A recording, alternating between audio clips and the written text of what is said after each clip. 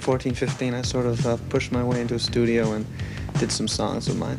You're a fairly outgoing person, aren't you? Because we'll get to it later, but you've had a whole stack of people involved with your recordings and your work, and it must mean that you get out there and actually make sure they know you're in business. Yeah, well, I thought, I mean, when I was about 14, 15, I sort of, it wasn't like a revelation hit me at night or anything, but I sort of made the commitment that I wanted to be a recording artist and that I wanted to make records. And I think the best way to do that is when you make that commitment to sort of put all your energies towards attaining that and just sort of hustle as much as you can.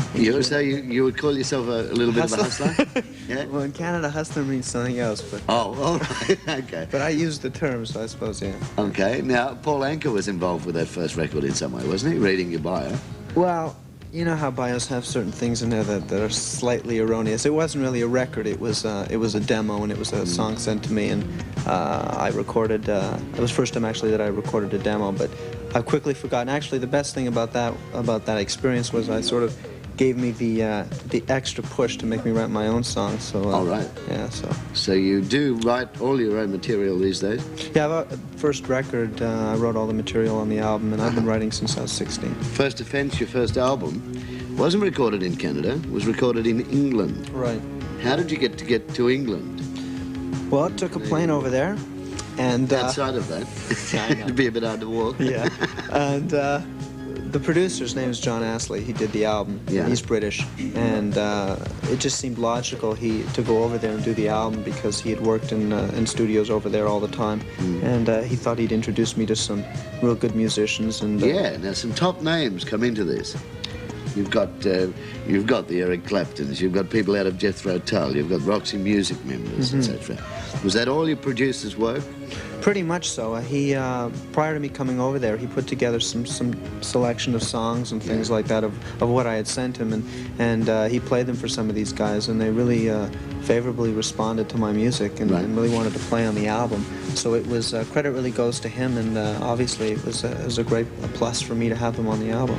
Billy Joel members also get involved with you? Well, on this album, nothing at all. But prior to this, I was working in New York for about 6-7 months, and I did some studio work with Billy Joel's band. And you know, I don't think Billy Joel probably remembers telling me, but being a young songwriter, I remember him telling me that I wrote some good songs, and you know, you remember something like that. Keep up with it, kid. You see, something like that being from New York. What about acting? Do you want to get into acting? What makes you ask? Just, I've got a feeling that I think that might be a way you'll go. Well, I mean, since the success, I've had a great success with Sunglasses at Night in America. And naturally there, the minute they see a visual artist, they feel that film is the next step. So I've had a lot of scripts, and it's not something that I think that I'm not capable of doing, but I think I like to really establish myself musically first, and you know, when I have spare time, you know, move into the film department. I think an artist like Sting has done it really intelligently. He sort of made a credible move towards film. So maybe in a couple of years' time. Yeah. Okay. Now, the album actually went and was recorded without Sunglasses, and all of a sudden Sunglasses came along. How did that sort of eventuate? Well, co-producer the album, Phil Chapman, he used to wear sunglasses while we were doing the album all the time. Like, you'd never see his eyes. Right. And he'd have these sunglasses on, and when we'd go out at night, he'd keep wearing them. So everyone in the band used to kid him about his sunglasses at night. And we were just about finished the album, and I kept hearing that phrase of Sunglasses at Night, and I thought it made a great title of a song. And but I tried to write some music when I was over there. Nothing seemed to come out, and went back to Canada, and then like the next day, the song was written.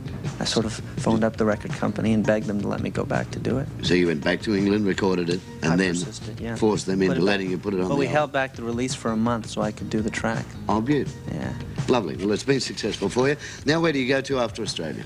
I'm going to Japan. I've been on tour in America with a fellow Australian. Do you consider Rick Springfield? Oh, my word. Yeah? Good mate, yeah. Yeah, okay. Good bloke. So I've been on tour with him for 2 months in the States, and I just finished another week in Japan doing a promotional tour over there, and I go back and do another month in the States.